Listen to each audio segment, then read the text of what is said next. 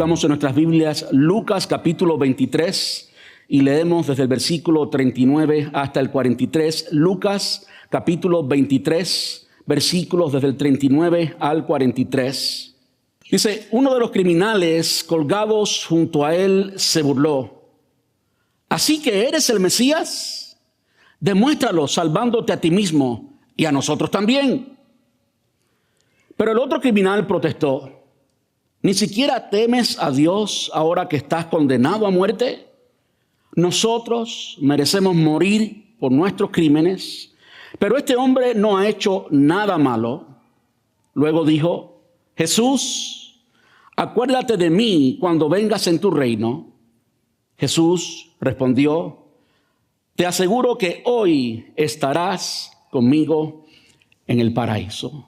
Hoy le damos fin a esta serie que hemos estado enseñando llamada Encrucijadas, encuentros con Jesús en el camino. Y si usted se ha dado cuenta, lo hemos hecho durante el mes de Semana Santa porque ha sido intencional. Y lo que hemos visto básicamente en esta serie han sido encuentros que Jesús tuvo con diferentes personas a lo largo del camino. Y hoy, como ya hemos podido escuchar de la palabra, hemos podido leer, estamos viendo el último encuentro con personas, por supuesto el encuentro que Jesús tuvo en la cruz, en este caso con estos dos criminales que estaban a ambos lados, uno a la derecha, uno a su izquierda.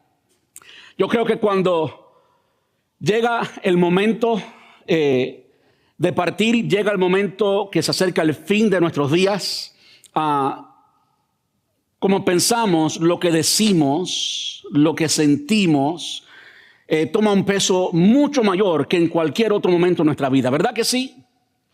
Si usted ha tenido, yo lo considero un privilegio, quizás usted lo puede considerar diferente, porque entiendo que hay mucho dolor envuelto, pero cada vez que he podido estar, especialmente al lado de una persona que es creyente, para mí, honestamente, lo considero un gran privilegio, un gran honor, honestamente, un sumo honor, que de alguna manera yo sea parte de las últimas imágenes en la mente de alguien, que las últimas palabras que hayan oído puedan ser quizás las mías. Eso es un privilegio que para mí significa mucho. Quizás para ti sea diferente, pero cuando alguien está en esa etapa, sin lugar a duda, sus palabras tienen mucho más peso que nunca antes. ¿Verdad que sí?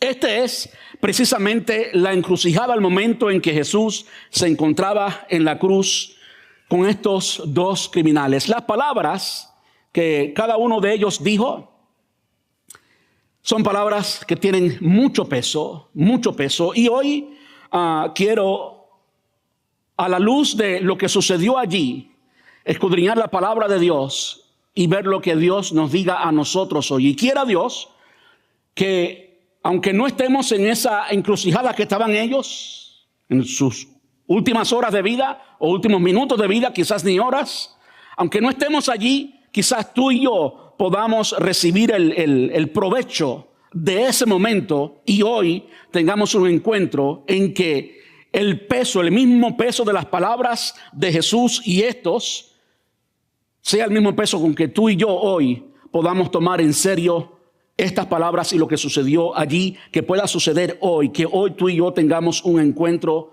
con el Señor. Evidentemente los dos que estaban allí eran criminales. De modo que mi primer punto hoy, la primera verdad que yo traigo hoy, es una verdad controversial, perdonen, es una verdad difícil de digerir, difícil de procesar. Y digo esto porque quizás del inicio usted la rechace, pero vamos a saber un poquito y no quiero hacer de este punto todo el sermón. Hay otras verdades que en las que quiero profundizar hoy, pero la primera de esas verdades es que Jesús ama. Jesús ama a los criminales. Jesús ama a los criminales. Cualquier persona que me esté escuchando, quizás aquellas personas que tengan un alto sentido de justicia, quizás aquellas personas que tengan un alto sentido de moral puedan estar desde ya combatiendo lo que acabo de decir, que Jesús ama a los criminales. Ahora, antes de proceder, permítame decir que no estoy diciendo que Jesús ama a los criminales para dejarlos en esa condición y que eternamente sean criminales. ¿Ok? No estoy diciendo eso. Estoy diciendo lo que vemos en la palabra, lo que vemos allí. Estoy repitiendo lo que Nicodemo, alguien precisamente que tenía un alto sentido de moralidad. Juan capítulo 3, Nicodemo no solamente tenía un alto sentido de moralidad, tenía un alto sentido religioso. Conocía muy bien la ley, el Antiguo Testamento, la ley y los profetas. Pero a pesar de conocer tanto la ley y los profetas y tener una alta moral, comparado con la moral de Dios, se sintió precisamente un criminal. Tratemos de procesar las palabras de Nicodemo en la mente de Nicodemo, un judío. Y no solamente un judío, sino un fariseo, celoso por la ley, religioso, legalista al máximo. Para una persona con este tipo de pensamiento, poder acercarse a Dios, en la mentalidad judía, especialmente la de un fariseo, él tenía que cumplir con la ley religiosa, con las demandas de la ley de Dios. Y él sabía lo que todo fariseo, lo que todo escriba, todas las sectas del judaísmo, fariseos, los saduceos, y como alguien dice, y todos los feos, todos ellos pensaban igual y entendían que ninguno podía cumplir con la ley de Dios. Ninguno podía cumplir con la ley de Dios. Hay mucho que pudiéramos decir acerca de las leyes y costumbres judías, especialmente aquellas impuestas por los fariseos. Como he dicho en otras ocasiones acá en nuestra iglesia, si usted se va al Antiguo Testamento, en el Antiguo Testamento no va a encontrar los fariseos. ¿Dónde surgieron los fariseos? Un partido político que a mediados del periodo intertestamentario entre el Antiguo Testamento y el Nuevo Testamento surgieron. Era un periodo en el cual Dios no estaba hablando. Era un periodo de mucha oscuridad, de mucha confusión, y ellos como que quisieron demandar que Dios hablara y quisieron ser la imagen de Dios y la representación de Dios, la élite religiosa judía para los hombres, y quisieron poner leyes morales. Y si usted va a las leyes morales de los escribas y fariseos, aún sobrepasaban la ley. Por esa razón Jesús mismo les dijo que eran hipócritas, ¿verdad? Porque no podían cumplirla. En otras palabras, alguien que viola la ley todo el tiempo, ¿sí o no?, es un criminal. Si tiene récord o no es otra cosa, pero alguien que viola la ley constantemente es un criminal, ¿verdad que sí? Nicodemo entendió esto tanto que cuando se encuentra con Jesús, a pesar de conocer todo lo que conocía, a pesar de tener una alta moralidad, las palabras de él a Jesús fueron: ¿qué tengo que hacer para ser salvo? Él reconocía que estaba perdido. Él reconocía que delante de Dios él era un criminal, un violador de la ley. Y es en ese contexto que recibimos ese pasaje bíblico, ese texto bíblico que todos conocemos, Juan 3:16. Es la respuesta de Jesús a Nicodemo, porque de tal manera, ¿qué hizo Dios? De tal manera amó Dios, ¿a quién? No a los religiosos, no a los que se creen justos, no a los que tienen mayor moral, no a una persona única, o una persona que se acerque voluntariamente a él. No. De tal manera amó Dios al mundo, a todos, que dio a su Hijo unigénito, para que todo aquel que en él cree no se pierda, mas tenga vida eterna. Aunque a los ojos del mundo era alguien moral, era alguien religioso, era alguien en una buena posición sociopolítico y económica, delante de Dios era un criminal. Y en ese mismo momento el Señor Jesús, en sus palabras, dijo eso: porque de tal manera amó Dios al mundo. El primer punto hoy es: Dios ama a los criminales. Quizás si Nicodemo nunca se hubiera identificado como un criminal, nunca hubiera dicho qué tengo que hacer para ser salvo. Yo creo que es precisamente ese momento en que nos reconocemos como pecadores, como criminales ante la corte del cielo. Y ese es precisamente el momento en que somos candidatos para la salvación. Ese es el momento de transformación. Comienza con eso, pero no quiero adelantarme a los otros puntos del sermón. Cuando miramos a nuestro alrededor, una de las cosas que a veces no procesamos, nunca quizás usted haya estudiado esto, es que en Estados Unidos es el segundo país con la mayor tasa de encarcelamiento en el mundo después de Rusia. Hay 2.5 millones de personas que tienen récord criminal. Para que tenga un poquito de perspectiva, del 20 al 25% de todas las personas a su alrededor, aquí en este lugar y en cualquier lugar, van a ver una de 4 o una de 5 que tienen récord criminal. Como que eso se acerca más a casa, se acerca más a tus vecinos, a tus familiares, como que tú estás en contacto con ese tipo de persona todo el tiempo. Cuando miramos a la crucifixión de Jesús y miramos que Él está en la cruz, por supuesto, las dos personas que estaban a su alrededor eran criminales y eran criminales conocidos. Lucas, el pasaje que leímos al principio, lo identifica así, simplemente criminales, y nos dice qué categoría de criminales. Pero Mateo y Marcos sí nos dicen qué tipo de criminales eran. Eran ladrones.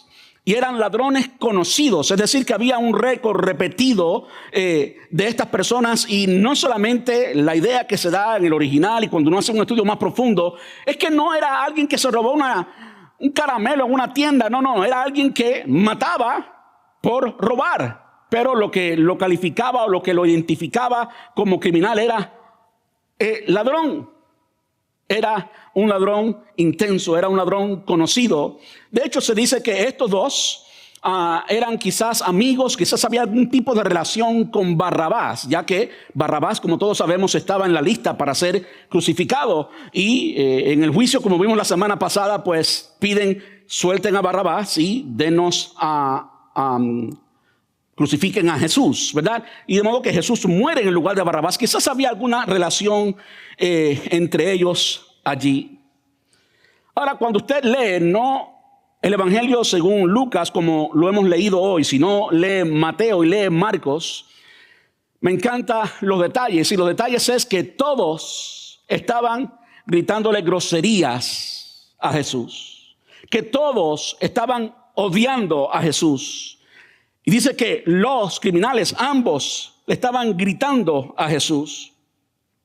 Pensemos por un momento el tipo de criminalidad, la bajeza moral que tiene que tener alguien para estar en la silla de muerte, o en la cuna de muerte, como en el lugar de muerte, en la cruz, listo para morir en cualquier momento, que aún en una condición aquí, ambos, el que luego se convirtió y el que no se convirtió, ambos estaban insultando a Jesús. Como decía al principio, en el momento, en el lecho de muerte, muchas personas lo piensan dos veces a la hora de hablar. Era la elección voluntaria, un acto de la voluntad. Estaban completamente en su sentido cuando estaban insultando a Jesús. Y esto nos habla de la bajeza del carácter de estos dos. Ahora, lo interesante y algo realmente hermoso, si usted lo mira desde el ángulo divino, es que Jesús estaba allí.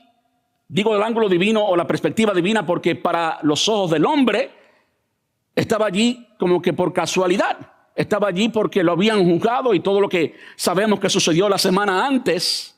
Pero conocemos que la palabra en Isaías, 700 años antes de que Jesús naciera, la palabra ya lo calificaba como el Cordero de Dios, no el Cordero de los romanos, no el Cordero de los judíos, sino el Cordero de Dios. En otras palabras, que era por designación divina, por designación del Padre que Él estuviera allí. Cuando leemos más, leemos en Isaías, por ejemplo, Isaías 53 y versículo 12, no aparecerán sus pantallas. Escuche esto, porque esto nos dice de la predisposición. Cómo Dios intencionalmente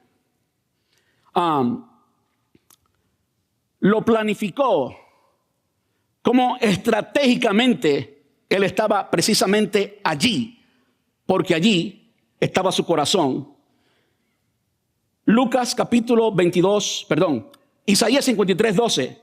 Lucas 22, 37 hace referencia literalmente a esto. Dice, y fue contado con los pecadores. Tú y yo hoy miramos a la escena de la cruz y miramos que habían 1, 2 y 3, de modo que Él fue literalmente contado con los pecadores. Habiendo él llevado el pecado de muchos y orado por los transgresores. Él fue contado como uno de ellos. Y de cierto modo, delante del Padre, era uno de ellos. Era uno de ellos, ¿por qué? Porque estaba llevando tu pecado y mi pecado. Esa es la única razón por la que en cierto momento tú y yo podemos ser salvos. Si Él no llevó tu pecado y mi pecado allí, en otras palabras, si tu pecado personal y mi pecado personal categóricamente no cayeron sobre Jesús, entonces categóricamente tú estás perdido. De modo que vemos cómo el libro de Isaías nos habla de la intención, nos habla de que Él quería estar allí. Era la voluntad del Padre que Él estuviera allí. Nada de lo que sucedió con Jesús sucedió por casualidad, porque se escapó de las manos de Dios y de repente pasó por todo eso y llegó allí como que Dios se le escapó de las manos. No, Él era el Cordero de Dios. De nuevo, no de los romanos ni de los judíos, sino que era el Cordero de Dios. Y fue intencionalmente contado, como lo contamos hoy, como uno de los 3 que estaba allí en la cruz. De nuevo, Lucas hace referencia a esto en Lucas capítulo 22 y versículo 37. Es una referencia directa a esto, por supuesto, hablando muy claramente de Jesús. No creo que sea necesario explicarlo más allá de eso. Ahora, Lucas 7:34 dice, el Hijo del Hombre, por su parte, festeja y bebe. Y ustedes dicen, es un glotón y un borracho, y es amigo de cobradores de impuestos y de otros pecadores. Aquí se está hablando del contexto, se está hablando de Juan el Bautista. Y el punto que se está trazando es que Juan el Bautista era alguien que vivió una vida intachable, podemos decir. Era alguien que no tenía ningún lujo, y hay mucho que se puede decir de Juan el Bautista. Pero Juan el Bautista no lo creyeron, no lo siguieron, especialmente los escribas y fariseos. Y aquí, haciendo contraste con Juan el Bautista, es que habla de Jesús. Y me encanta la imagen que da Lucas. Lucas es este escritor que presenta la humanidad de Jesús. Así como Juan presenta la deidad, el carácter divino de Jesús, Lucas presenta la parte humana de Jesús y menciona a Jesús por el título preferido de Jesús, que era precisamente el Hijo del Hombre. Dice, el Hijo del Hombre, por su parte, ya que lo está comparando con Juan el Bautista, festeja y bebe. Pensemos por un momento en eso. Porque tú y yo, que queremos ser más santos que Jesús, no nos imaginamos a un Jesús fiestero y que tome. A ver, hay que procesar eso. Por supuesto, no hay ningún lugar en toda la Biblia que dé evidencia de que Jesús era un borracho, para nada. Eso hubiera sido contradictorio a su carácter y a lo que el apóstol Pablo nos dice en el resto de las escrituras de la doctrina, que no os embriaguéis con vino. De modo que podemos llegar a la conclusión de que Jesús, por supuesto, no era un borracho, pero estaba allí con los que tomaban. Eso es lo que significa. Estaba en la fiesta.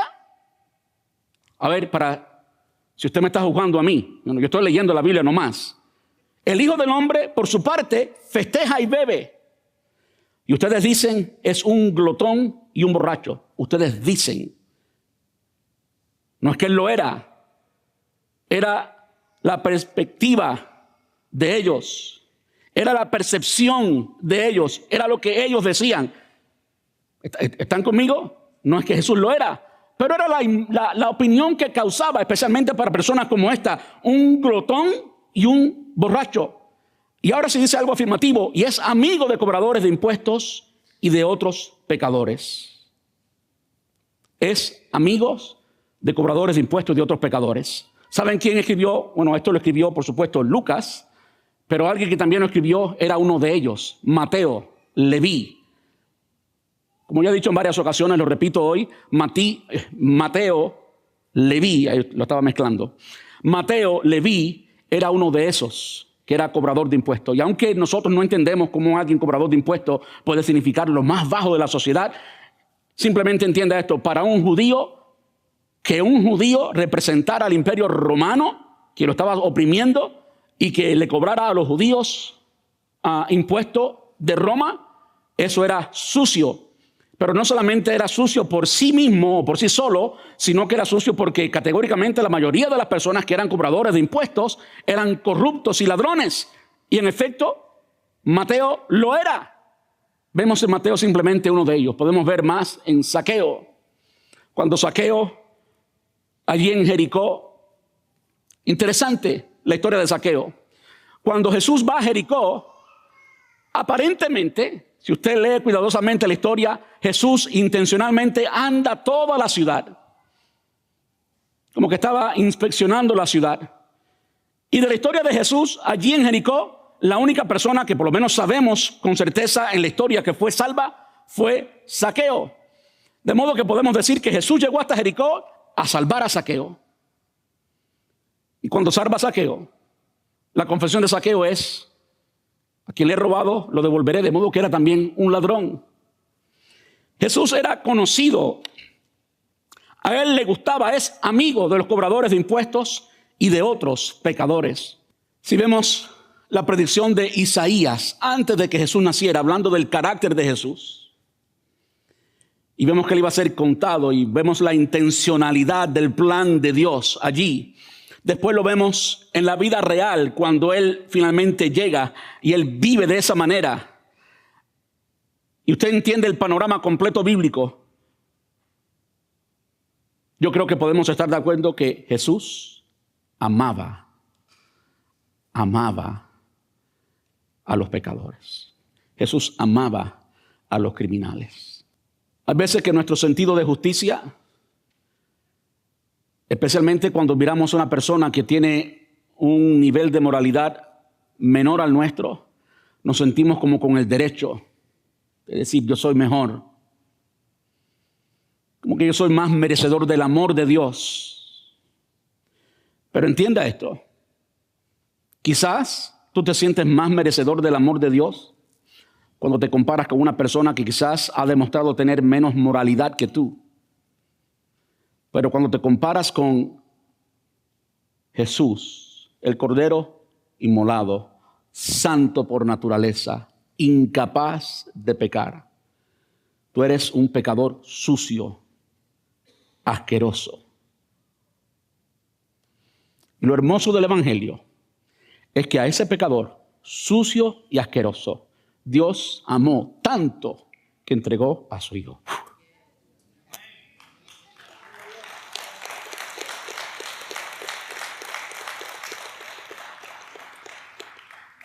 Cuando tuve mi primer hijo, por ser la primera experiencia, cuando tuve a mi hija también, por supuesto, no quiero que nadie piense diferente, como que yo comencé a entender un poquito más, o a tratar de entender un poquito más. Es inconcebible, no lo entiendo todavía. El amor de Dios. Él realmente ama a los criminales. El apóstol Pedro decía, hablando de la salvación de los pecadores, de los cuales yo soy el primero. Alguien que rompe la ley de Dios es un criminal. Ahora, quiero llevarles ahora a dos lecciones que aprendemos de este criminal. Y la primera lección, voy a hablar muy breve de esta, es una lección de evangelismo. Y esto nos enseña a nosotros los que somos cristianos, los que en un momento reconocimos que éramos criminales delante de Dios y ahora nuestra conciencia y nuestra experiencia de vida, ambas cosas, nuestra conciencia y nuestra experiencia de vida ha cambiado de criminal a hijo, a amigo de Dios, de alguien que constantemente violaba la ley de Dios, a alguien que a través del sacrificio de Cristo ahora está en buenas con Dios, alguien que ha sido justificado, alguien que ha reconocido sus pecados y como ha reconocido a Jesús como su Salvador, ahora ha habido una transacción celestial en la que la justicia del Hijo viene a ser tuya y Él toma todas tus cargas. Eso es lo que es justificación. Y ahora tú y yo somos hijos. Hijos santos. En la doctrina, en el Nuevo Testamento, la palabra para ti y para mí, escuche esto. Yo sé que quizás cuando te mires en el espejo no te ves así, pero Dios te ve como santo, tan limpio y tan puro como Jesús. Si no, no pudiera relacionarse contigo. Si no, tú no pudieras orar. Si no, la bendición de Dios y el favor de Dios no podría estar sobre tu vida, porque Dios es justo y es santo. Es solo ese sacrificio y ese intercambio de justificación lo que hace a criminales, hijos, santos y puros. Ahora, ¿cuál es la lección?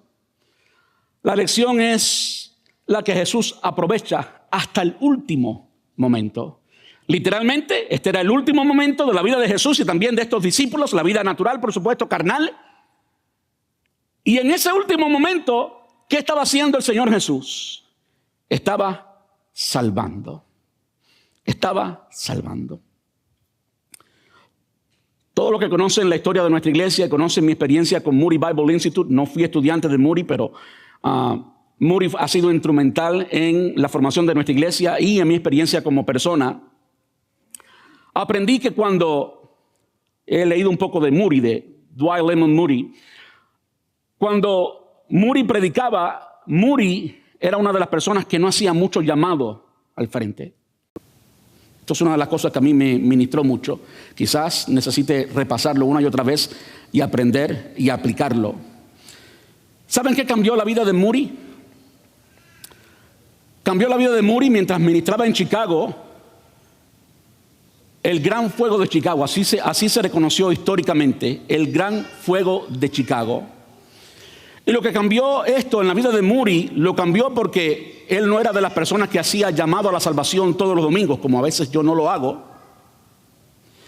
Y cuando vino el fuego y murieron, no tengo las cifras ahora, miles de personas en la ciudad de Chicago, él entendió que quizás él no había sido instrumental e intencional, estratégico, a que muchas personas que perecieron en ese fuego hubieran recibido a Jesús antes. De modo que desde ese momento en adelante la idea, la filosofía ministerial de Moody cambió a ser más parecida a la de Jesús. La proximidad y la oportunidad son dos cosas que Jesús siempre fue muy intencional. La proximidad y la oportunidad. Cada vez que Jesús tenía una oportunidad para salvar a alguien, Él lo hacía. A veces yo he estado en relación con otros pastores que tienen una perspectiva quizás diferente o personas mejores que yo. Y me encanta porque a veces estoy comiendo con ellos y de una forma muy natural, pero muy intencional, están en un restaurante. Sucedió precisamente en Chicago. Hace 2 semanas estaba en un retiro en Chicago. Estábamos comiendo en un restaurante y uno de estos pastores amigos míos, éramos 4, notó que algo andaba mal con la mesera. Y simplemente le dijo, ¿y cómo tú estás? Y ella empezó a llorar. Ahí nos dijo la historia y estamos orando, estos pastores amigos y mi persona, por la petición de ella. Oportunidad y proximidad es algo que Jesús aprovechó en cada momento. Recuerdo hace quizás 7, 8 años hicimos un estudio expositivo, verso por verso y exhaustivo del libro de Juan, del Evangelio según San Juan, y aprendimos mucho de esto. Recuerdo vívidamente muchas de los sermones en que vemos qué tan intencional era Jesús en cuando tenía una oportunidad presentar el Evangelio. Por ejemplo, cuando Jesús dice, yo soy la luz del mundo. Cuando Jesús dice, yo soy el pan de vida. El contexto en que dijo cada una de esas expresiones y todas las otras siempre fue un contexto de oportunidad y proximidad. Intencionalidad, oportunidad y proximidad. Yo quiero simplemente animarte a que nos dispongamos a ser más como Jesús. Yo necesito ser más como Jesús. Yo necesito amar más a criminales. Yo no sé usted, a veces yo ando en la carne y alguien hace una infracción o me insulta de alguna manera. Mi deseo natural no es uno muy santo. Pero cuando me he preparado más, cuando estoy más espiritual, cuando estoy haciendo lo correcto, la respuesta es totalmente diferente. Porque entiendo que cada uno de esos encuentros, cada una de esas encrucijadas con personas es una oportunidad para estar próximo y ser intencional en presentarles el evangelio y amar a esas personas. Las mismas oportunidades que hacen que una persona sienta odio o sienta rechazo o sienta ira hacia otra persona, tú y yo, si andamos en el amor de Jesús, tú y yo, si amamos a las personas, podemos actuar en amor y amar. Simplemente quiero animarles a que miremos eso. Algo también muy importante que nos habla de una lección de evangelismo que estamos viendo allí en la cruz es esto. Jesús intencionalmente no fue crucificado entre dos velas en una catedral hermosa llena de personas con alto nivel moral y religioso. No, Él fue crucificado entre dos ladrones y allí estaba la razón por la cual Él estaba muriendo. Allí estaba el pecado. Fue allí que echaron suerte sobre su ropa. Fue allí o en el camino a la cruz, no necesariamente en la cruz, que lo escupieron, que hicieron todo lo que vimos la semana pasada. ¿Por qué? Esa era la razón por la cual Él vino. Entonces tú y yo tenemos que ser intencionales en amar y tener ese contacto, esa proximidad con pecadores.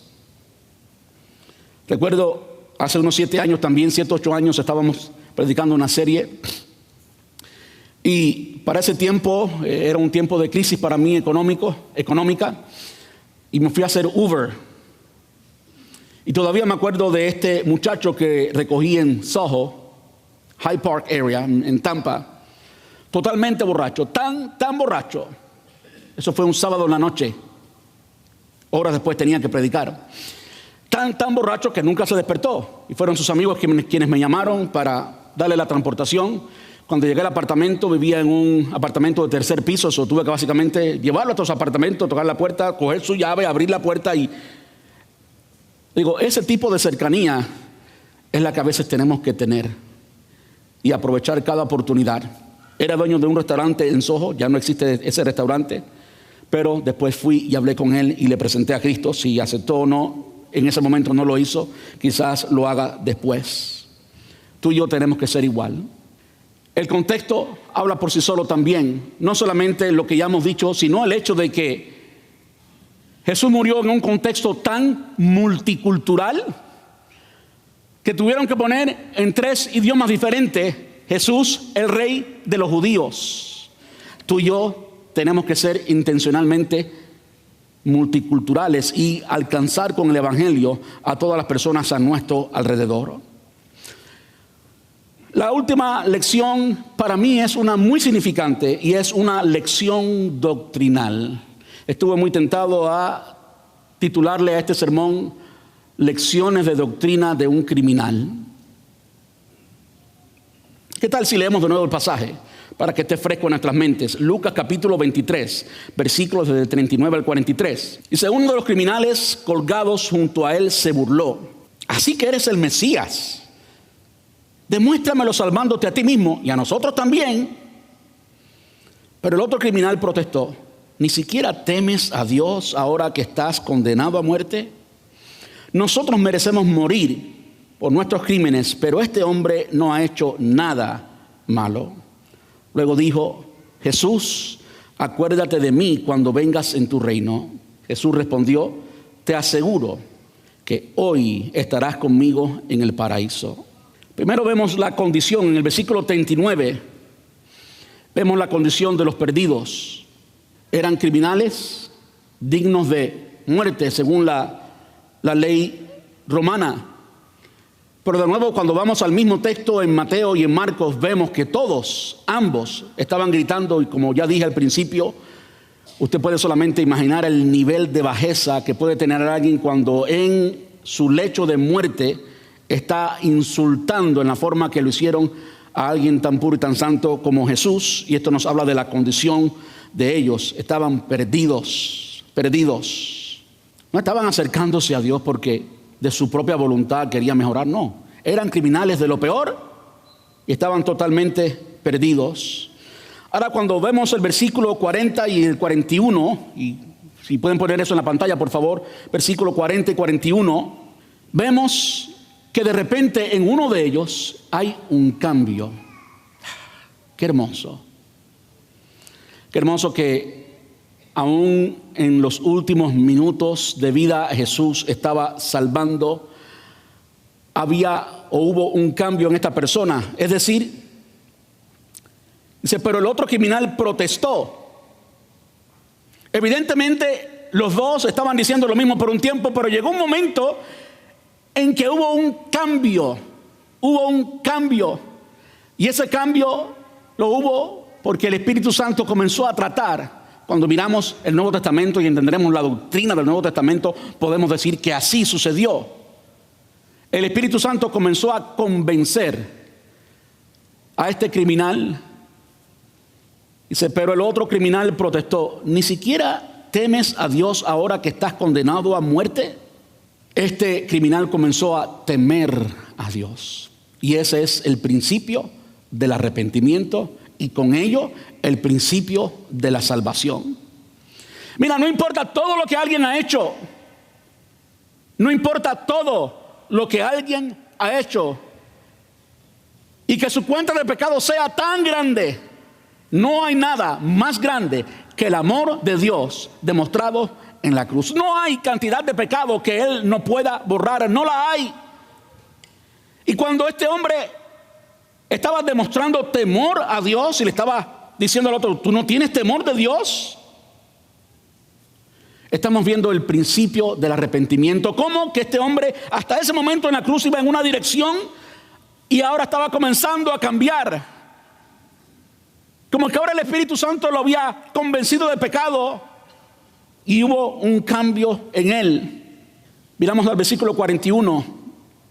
Dice, nosotros merecemos morir por nuestros crímenes, pero este hombre no ha hecho nada malo. ¿Qué vemos allí? Vemos dos elementos muy importantes y por eso el punto es una lección doctrinal. Vemos dos elementos muy importantes de una cristología, la doctrina de Cristo. ¿Quién es Cristo? Una cristología correcta y totalmente perfecta. Vemos que estaba hablando de el aspecto del hombre.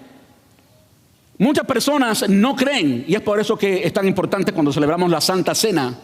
Cuando celebramos la Santa Cena, evidentemente fue importante para Jesús, lo fue para la iglesia primitiva, como lo tiene que ser para nosotros hoy. Cuando comemos del pan y tomamos del jugo, estamos diciendo sin palabras, a través de ese acto de obediencia, que creemos que Jesús fue un hombre.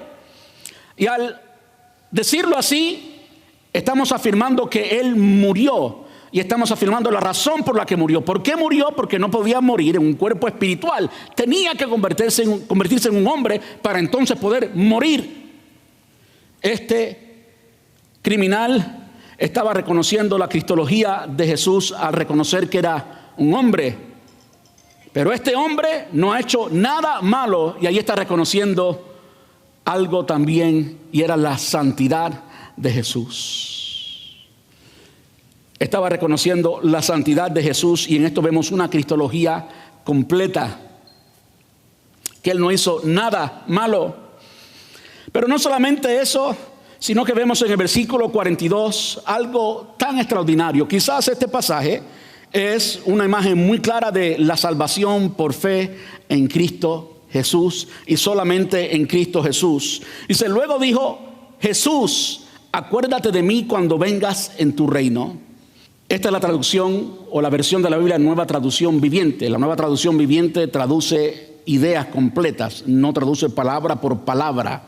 Pero si usted lee la Reina Valera, que traduce palabra por palabra, y no necesariamente eso significa que sea mejor, pero si usted quiere estudiar las palabras, tiene que ir a la Reina Valera. Y cuando usted va a la Reina Valera, vemos que dice, Señor. Vemos que este hombre no solamente estaba teniendo una cristología. ¿Quién le dio esa cristología?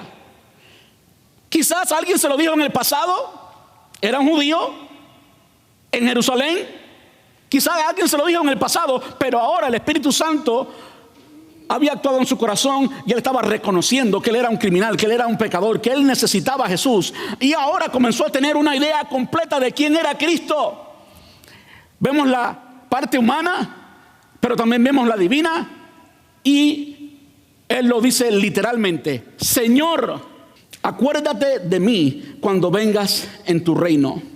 Lo primero que tenemos que pensar cuando vemos a este hombre hablando de Jesús y confesando sus pecados es que estaba haciendo literalmente una confesión de fe pública. Allí estaban todas las personas o muchas de las personas de Jerusalén, los romanos, los escribas y fariseos. Habían tantos pecadores allá, de modo que no podía ser más público, estaba todo el mundo mirándolo. De hecho, cuando miramos la imagen del Gólgota, donde ocurrió la muerte, la crucifixión del Señor Jesús, no tengo una imagen de eso ahora, pero usted lo puede buscar en Google, en cualquier lado, Gólgota. Yo he estado varias veces allí.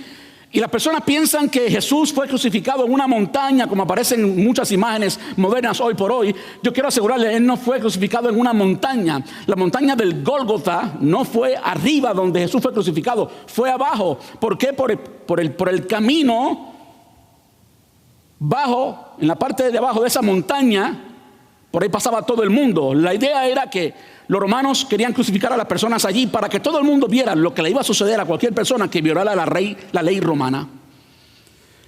Y en la parte de atrás, en la montaña, una montaña rocosa, es que se ve, como en la roca se ve el hoyo de los ojos, el hoyo de la nariz y hasta parte de la boca. Y por eso era conocido como Gólgota. Pero Jesús fue crucificado allí para que todo el mundo lo viera. Lo que dice esta persona es, sin lugar a duda, una confesión pública. Esto nos lleva a un punto doctrinal. Estamos hablando de una lección doctrinal. Nos lleva a un punto doctrinal muy importante. Y es que evidentemente esta persona no se bautizó. Nunca. Por supuesto no se bautizó porque no tenía la oportunidad de bautizarse. Por más que quisiera, no podía bajarse de la cruz y entrar a un cuerpo de agua y que fuera bautizado. No podía hacerlo. Pero el bautismo es un símbolo de nuestra confesión pública de fe. En otras palabras, aunque esta persona no se bautizó, en efecto su cuerpo nunca entró al agua, la confesión de fe estaba allí frente a su amigo, frente a Jesús y frente a todo el mundo. Yo reconozco que soy un pecador y que este hombre es santo, que este hombre muere y por lo tanto podemos contarlo como una confesión pública. Dice, Jesús lo reconoce como Señor, acuérdate de mí cuando vengas en tu reino. Y la cristología de este criminal la vemos aún más incrementada. ¿Por qué? Porque evidentemente él creía en la resurrección. Estaba hablando con alguien que evidentemente iba a morir y le dice, acuérdate de mí. Bueno, se puede acordar solamente las personas vivas, ¿verdad que sí? De modo que estaba diciendo, al decirle eso, yo creo en la resurrección. Yo creo que tú vas a resucitar. Y no solamente se queda allí, sino que también lo identifica como rey. Porque solamente los reyes tienen reino. Acuérdate de mí cuando vengas en tu reino. Lo estaba reconociendo como lo que era, el rey de los judíos. Estaba reconociendo quién era Jesús. Eso es elemental para el bautismo. Cuando yo entrevisto a cualquier persona para el bautismo, mi objetivo es simplemente asegurarme que la persona entiende quién es Jesús. Entiende que la salvación es sola y únicamente por fe en Cristo Jesús. Y eso exactamente es lo que estaba sucediendo con este criminal hizo una confesión brillante, hizo una confesión teológica, como si estuviera presentando su tesis en cuanto a la fe y la salvación sola y únicamente por fe en Cristo Jesús, tal como lo dice Romanos 10, del 8 al 10. Termino con esto. Más que dice, cerca de ti está la palabra, en tu boca y en tu corazón. Esto es lo que ocurre cuando alguien es verdaderamente salvo. Cerca de ti está la palabra, en tu boca y en tu corazón. Esta es la palabra de fe que predicamos, que si confesáremos, o que si confesares con tu boca que Jesús es el Señor, y creyeres en tu corazón que Dios le levantó de los muertos, serás salvo. Porque con el corazón se cree para justicia, pero con la boca se confiesa para salvación. Eso estaba ocurriendo literalmente allí en la cruz, literalmente al pie de la letra, la salvación. ¿Saben qué le puso el punto final a esta declaración que hizo el criminal? Él dijo, acuérdate de mí. Él lo hizo personal. Acuérdate de mí. Esta es mi confesión. Yo te necesito. Tú eres el que va a resucitar y el que va a venir. Sálvame. Jesús le responde, versículo 43. Te aseguro. Quizás todo el mundo necesitaba escuchar esto porque era muy difícil creer que alguien con un historial tan criminal como el de esa persona. Escuche esto, por favor. Si usted no estaba prestando atención, por favor, comience a prestar atención de nuevo. Te aseguro, si hay muchas personas que estaban dudando de que en una forma, escuche, tan fácil, o que parece ser tan fácil, esta persona iba a ser salva. Esto nos habla del poder de la confesión y la confesión de todo corazón. Eso nos habla del poder transformador de la cruz. Que en un instante, esa persona pasó de ser criminal a ser hijo puro y santo. Porque Jesús le dijo, te aseguro, no te quede duda, que hoy estarás conmigo en el paraíso. Hoy, esta persona no tuvo la oportunidad de bautizarse, como ya había dicho. Esta persona no tuvo la oportunidad de demostrar sus obras de salvación. En otras palabras, no tuvo la oportunidad de evidenciar el fruto y que todo el mundo viera que había sido transformado. No lo tuvo. Pero ¿saben quién es el que salva? ¿Sabe quién determina tu salvación? El que murió en la cruz es el que determina tu salvación. No tu vecino, no nadie. El que murió en la cruz es quien lo determina, y él sabe lo que ha sucedido en tu corazón. Te aseguro que hoy estarás conmigo en el paraíso. Hoy, instantáneamente, estarás conmigo en el paraíso. La palabra paraíso es una palabra persa, donde es Irán hoy por hoy. Y se refería en los reinos, los reyes tenían jardines. Y estos jardines tenían paredes, eran como una habitación con paredes, pero era un jardín abierto, por supuesto, al cielo. Y a eso le llamaban el paraíso. El paraíso era un lugar para recrearse. Era un lugar para disfrutar la naturaleza. Era un lugar para tener intimidad emocional. Y lo que Jesús le está diciendo a este ex criminal es que hoy estarás conmigo. Esto nos habla de intimidad. Andaremos juntos hoy en mi cámara secreta, en mi jardín. Tú y yo tenemos acceso a ese jardín instantáneamente, inmediatamente, cuando confesamos que Él murió por nosotros, que Él resucitó y que Él viene por nosotros. Y si lo confesamos así, es su labor transformarnos. Esta persona de nuevo no tuvo la oportunidad de dar evidencias, pero no ha habido otra declaración más clara, acerca de la salvación tan segura de alguien como la de este ex criminal. Te aseguro que hoy estarás conmigo en el paraíso. Yo no sé dónde tú estás en tu proceso de acercarte a Dios. Yo no sé, pero tú sí lo sabes y Dios lo sabe mejor que tú, mejor que tú.